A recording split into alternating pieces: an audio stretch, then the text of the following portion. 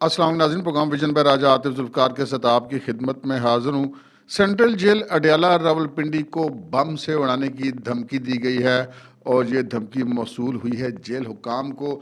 Jail हुकाम ने इसके ऊपर क्या कार्रवाई की है, धमकी किसकी तरफ से आई है, क्या कहा गया है, अब आगे क्या होगा, इस पर आज के प्रोग्राम में बात करेंगे। और फिर ये भी बात करेंगे कि क्या इलेक्शन मुलतवी होने जा रहे हैं होन फिर। और फिर वकील हमारे साथ हाथ कर गए हैं, अलीमा खान भी फट पड़ी हैं। उनके कहने का मकसद ये था कि हमें तो अपनों ने लूटा, गैरों में कहाँ दम था, हमारी कश्ती थी तो वहाँ डूबी जहाँ पानी कम था। ये वैसे शेर गड़बड़ हो गया हो तो ज़रा माफ़ कीजिएगा, लेकिन मकसद मफहूम समझाना था, वो आपको समझ आ गया होगा। इन तमाम मौज़ूआत पे आपसे बात करेंगे, मगर इससे पहले कि अपने प्रोग्राम को आगे बढ़ाएं, आपसे गुजारिश है कि अगर अभी तक आपने हमारा चैनल सब्सक्राइब नहीं किया तो प्लीज़ कर लीजिए। साथ ही बेल आइकॉन भी दबा दीजिए ताकि जो ही हमारा कोई नया प्रोग्राम अपलोड होता है तो उसका नोटिफिकेशन फौरी तौर पर आपको मौसूल हो सके। प्रोग्राम को बाकायदा आगाज़ करते हैं जी। सबसे पहले एक अफसोसनाक खबर इस सेंस में कि वो खबर जिसके असरात तमाम पाकिस्तानी शहरियों के जेब पर पड़ते हों, वो अफसोसनाक ही होती है। आजकल जो पाकिस्तान के हालात हैं माशी तौर पर, वैसे ही हर बंदा बड़ा तंग फंग बैठा हुआ है। तो उस सूरत हाल में अगर ऐसी कोई खबर आ जाती है तो बड़ा दिल अफसोसनाक खबर होती है। और वो अफसोसनाक खबर यह है कि गुज़श्ता रात जो 31 जनवरी और 1 फरवरी की दरमियानी रात थी, उसमें पेट्रोलियम की कीमतों में रद्दोबदल होता है और उस रद्दोबदल के नतीजे में जो पेट्रोल है उसकी कीमत में 13 रुपये 55 पैसे फ़ी लीटर इजाफा कर दिया गया है। नई कीमत 2 72 रुपये के करीब होगी। और अफसोसनाक की खबर है, इस पर हम और क्या कह सकते हैं। अब अगली खबर की तरफ बढ़ते हैं जनाब। अगली खबर ये है कि ये जो दो फैसले आए जो इमरान खान साहब के हवाले से केस फैसला, और उससे पहले जो उनका दूसरा फैसला था साइफर केस वाला, उसके हवाले से हमने अल्हम्दुलिल्लाह आपको पहले आगाह कर दिया था और हमने उसे ब्लॉक किया था कि जी आइंदा 72 घंटों में फैसले आ सकते हैं। 72 घंटों का लफ्ज़ जो हमने इस्तेमाल किया था वो ज़रा एहतियातन किया था, इसलिए कि ये तो हमें नज़र आ रहा था कि अब फैसले किसी भी वक्त आ सकते हैं, जहाँ जब अदालती कार्रवाइयाँ पहुँच चुकी थी। लेकिन जिस तरह इमरान खान साहब और उनके वकला ताख़ीरी हरबे इस्तेमाल करते, जिस तरह बार बार उनको आला अदालतों से स्टे मिल जाते थे, तो इसलिए हमने ज़रा एहतियात से काम लेते हुए 72 घंटों का लफ्ज़ लिखा। लेकिन एक साहब तो कमाल ही कर गए, और वो साहब हैं कौन, कोई गैर नहीं है, आप उनको बड़ी अच्छी तरह जानते होंगे। बड़े मारूफ साफ़ी हैं, एक्सप्रेस टीवी के इस्लामाबाद के ब्यूरो चीफ़ हैं और तज्ज़ियाकार हैं, दूसरे चैनल्स पे भी आते हैं। और अपनी जिसे कहते हैं कि तरह के एक बड़े कम्पिटेंट, बड़े काबिल साफ़ी हैं, और उनका नाम है आमिर इलियास राना। आमिर इलियास राना साहब की एक ट्वीट आप इस वक्त देख रहे होंगे स्क्रीन के ऊपर। ये उन्होंने 29 तारीख को की थी और उसमें कहा था कि क्या अगले 24 से 36 घंटों में बड़े फ़ैसले होने वाले हैं, और ये फ़ैसले क्या आने वाली हुकूमत के लिए रहमत होंगे या ज़हमत। मुल्क चलाने की तरफ तवज्जो देने की ज़रूरत है।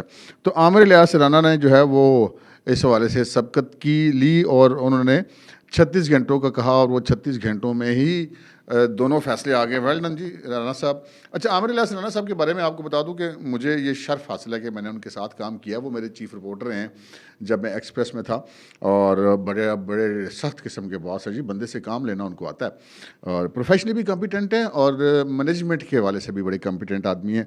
और अब तो तज्ज़ियाकार भी बड़े मशहूर हैं। अब तो वो तज्जिया करते हैं तो फिर किसी दूसरे बंदे को बोलने नहीं देते, बल्कि हम क्या से कहते हैं, खंगने भी नहीं देते।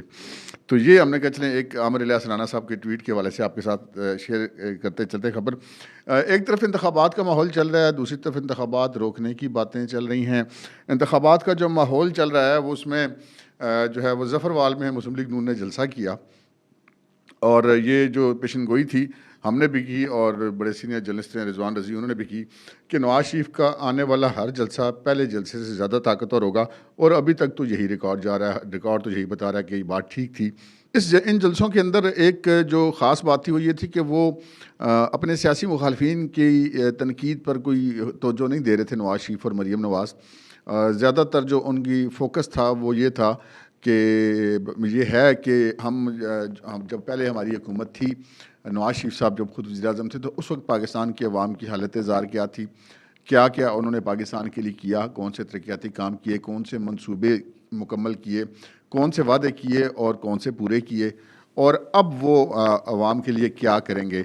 तो ये एक मतलब इस वक्त पाकिस्तान के अंदर ये वाहिद सियासी जमात है मुस्लिम लीग नून जो अपनी पिछली परफॉर्मेंस के पर वोट मांग रही है और अपने आइंदा का एक प्रॉपर प्लान दे रही है जो कि ज़मीनी हक़ाइक़ के मुताबिक हो, उसके ऊपर या हवाई मंसूबे ना हों जिस तरह PTI वालों ने दिए थे कि जी हम 50 लाख घर बना देंगे और 1 करोड़ नौकरियां दे देंगे।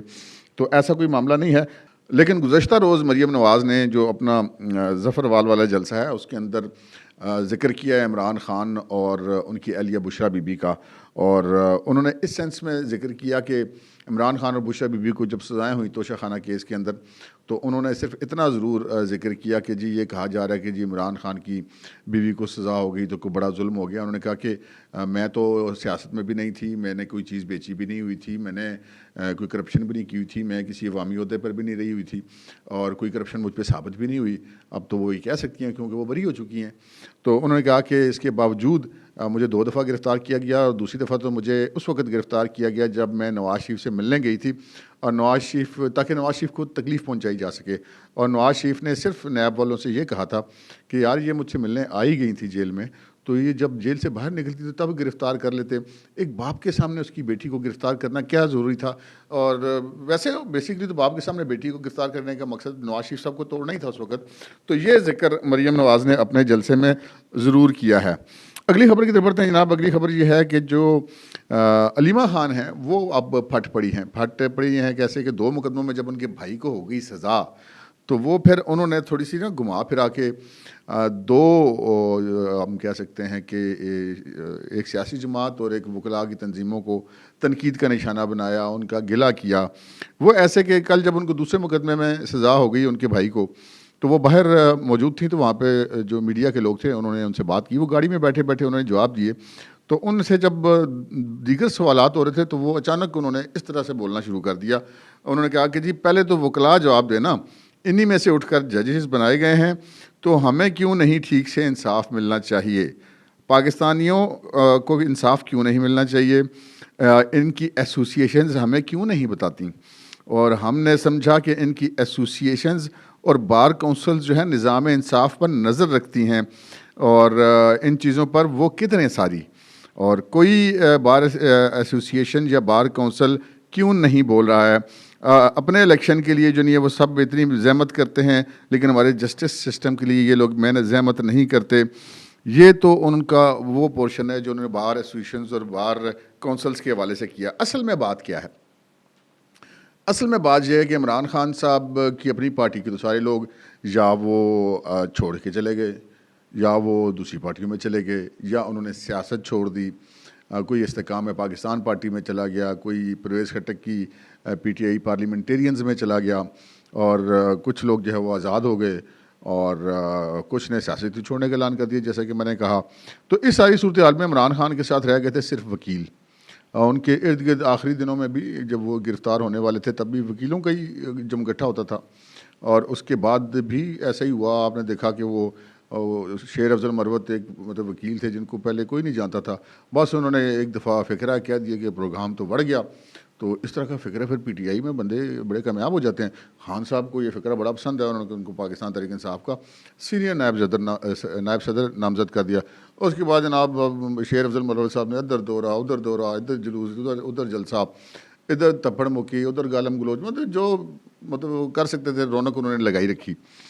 इसी तरह अब जब इमरान खान साहब ने देखा कि मैं तो नाअहल हो गया हूँ, पार्टी ने मेरी इलेक्शन में जाना है, तो उन्होंने फिर वो जो एक इंट्रा पार्टी इलेक्शन जिसको बाद में तस्लीम नहीं किया गया ना, इलेक्शन कमीशन से लेकर सुप्रीम कोर्ट तक वो आउट हो गया, उसके नतीजे में भी अपने एक वकील बैरिस्टर गोहर को पार्टी का चेयरमैन बनवा दिया।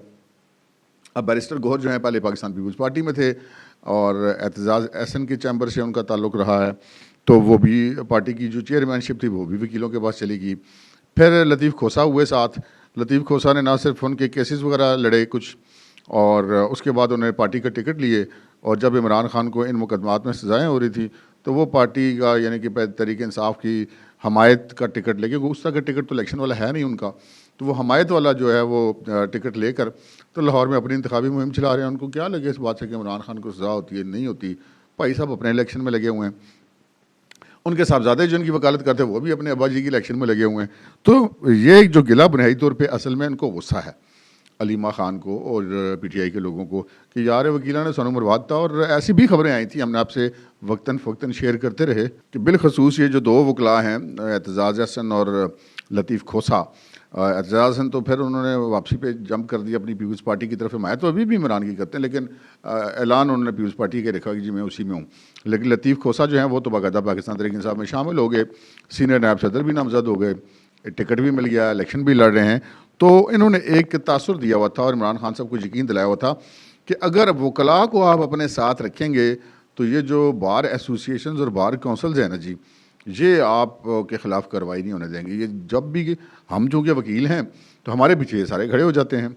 अगरचे कि 2-3 दफ़ा उन्होंने कॉल्स वगैरह दी, लेकिन वो कॉल्स उनकी कामयाब नहीं हुई। तो कुछ तो पर्दादारी है जिस पे ये सारी गड़बड़ हो रही है, जिस पर अलीमा खान फटी हैं कि लगता है कुछ ऑफ द रिकॉर्ड कोई इनको यकीनदानियाँ कराई हुई थी इन वकला साहिबान ने, तभी उन्होंने बार बार बार एसोसिएशंस को और बार काउंसिल्स को मतलब कोसने देती रही, हम इसको और क्या कह सकते हैं।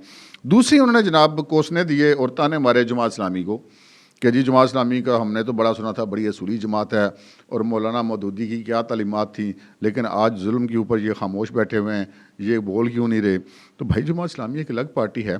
तो इनको बेसिकली आदत पड़ी है, जब वो पनामा वाला केस हुआ था उसमें सिराजुल हक साहब इमरान खान के साथ खड़े हो गए थे, पटिशनर बन गए थे नवाज शरीफ के ख़िलाफ़। तो इनका ख्याल था कि वो अभी भी उसी तरह करेंगे। तो पहली जो उनकी 5 साल दौरे हुकूमत थी केपी के अंदर, उसके अंदर जमात इस्लामी इनकी इत्तेहादी भी थी, उनके वज़ीर भी थे, तो इनको इसलिए उनसे भी तवक्को थी।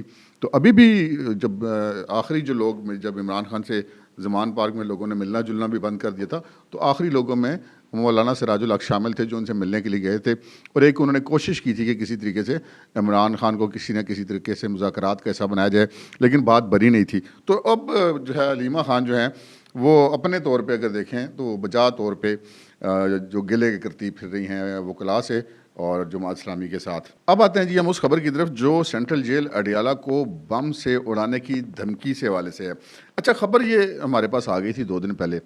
कुछ तो हम भी ज़रा कोशिश करते हैं कि जब तक चीज़ें बहुत ज़्यादा मैच्योर ना हो जाएँ उस वक्त तक आपके साथ शेयर ना की जाएँ, और कुछ खबरें ऐसी होती हैं कि जो शेयर नहीं करना मुनासिब होता है। लेकिन अब ये खबर चूँकि बाकियों ने भी दे दी तो हमने कहा आपके साथ शेयर कर दें। एक तो ये वजह थी, दूसरा कि मुसलसल खबरों इतनी ज़्यादा आ रही थी कि इस खबर की बारी नहीं आ रही थी, तो इस वजह से हम इस पे आज दे रहे हैं खबर।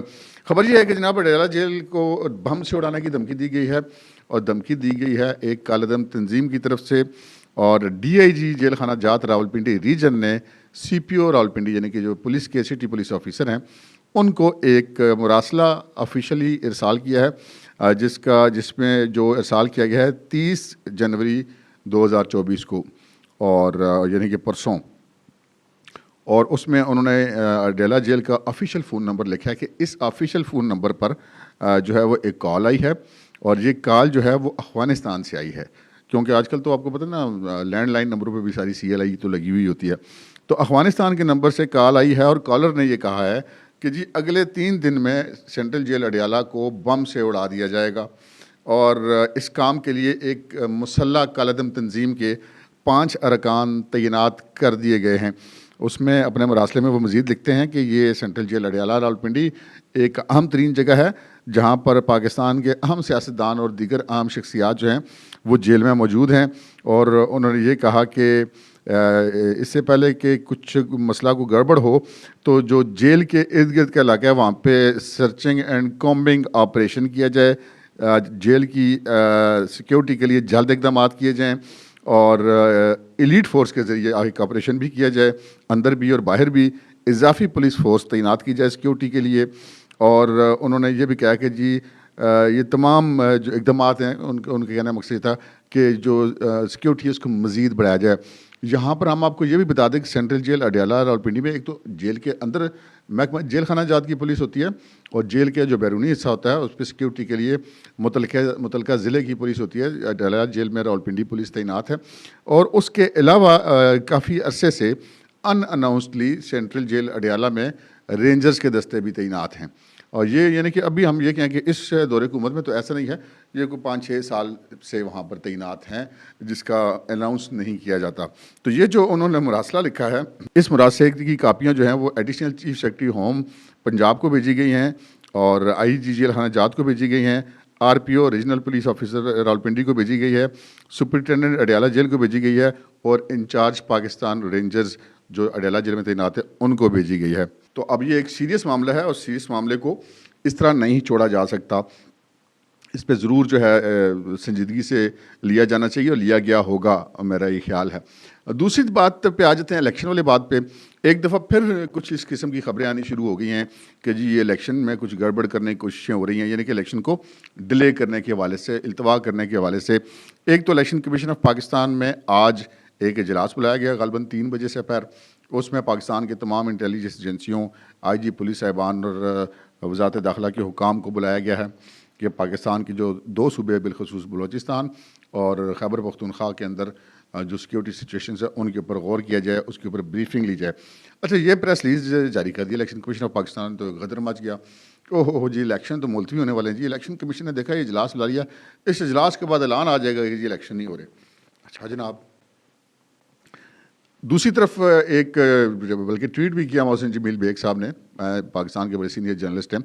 उन्होंने ये कहा है कि जी इलेक्शन कमीशन बहुत परेशान है क्योंकि सुप्रीम कोर्ट के अंदर से कुछ फैसले ऐसे आ रहे हैं जिसकी वजह से इलेक्शन में रुकावटें पैदा हो रही हैं। बिलखसूस उन्होंने जिक्र किया जस्टिस मुनीब अख्तर का कि उन्होंने धड़ाधड़ पटिशनर्स पर फैसले देने शुरू किए हुए हैं कि जी फ़लाँ को दाखिल कर लिया जाए, फ़लाँ का निशान बदल दिया जाए और फ़लाँ के बैलेट पेपर में उसका नाम डाल दिया जाए जिसको पहले इजाज़त नहीं मिली हुई थी।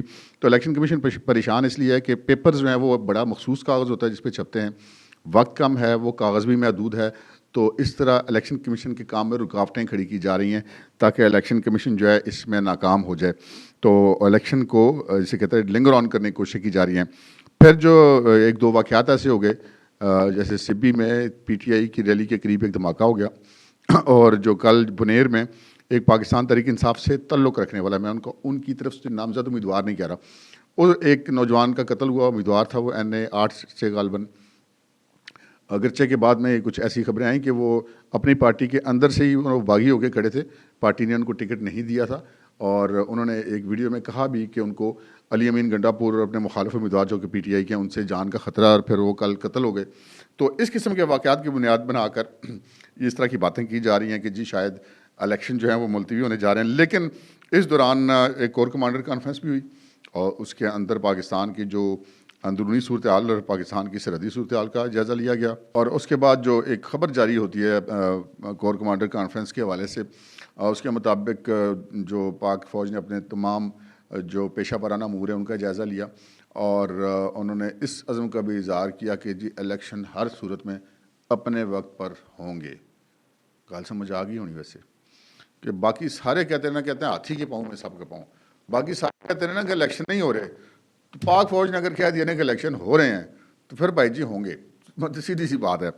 अच्छा जनाब, आज का दिन बड़ा इंपॉर्टेंट है। आज एक और बड़ा केस, 190 मिलियन पाउंड्स वाला केस उसको कहें, उसको आप अलकादर ट्रस्ट वाला केस कहें, और उसमें आज इमरान खान और बुशरा बीबी पर फ़र्द जुर्म आयद होनी है। और उसमें मलिक रियाज और अली रियाज उनके साहबजादे हैं, वो तो मफरूर हैं, इश्तारी हैं, और जो मिर्ज़ा शहजाद अकबर और जुल्फ़ी बुखारी हैं वो भी मफरूर इश्तारी हैं, एक कोई और वकील साहब भी हैं वो भी मफरूर इश्तारी हैं। तो यही 2 गिरफ़्तार हैं, तो इनके ख़िलाफ़ फ़र्द जुर्म आयद होगी। और चलते चलते एक खबर और भी आपको देते चलेंगे। कल जो है वो इस्लामाबाद हाई कोर्ट ने जो इद्दत वाला केस या हदूद वाला केस जो कुदरतुल्लाह साहब की अदालत में ज़ेर समाअत था इमरान खान और बुशरा बीबी के ख़िलाफ़, उसमें स्टे दिया हुआ था इस्लामाबाद हाई कोर्ट ने 31 जनवरी तक। पहले एक दफ़ा दिया था, फिर उसमें एक्सटेंड उसको किया था 31 जनवरी तक, तो कल उन्होंने वो स्टे भी ख़त्म कर दिया है। तो अब इद्दत वाला केस भी आपको उसके हवाले से भी खबरें आनी शुरू हो जाएंगी। अब तक के लिए इतना ही, इजाज़त दीजिए, अल्लाह हाफ़िज़।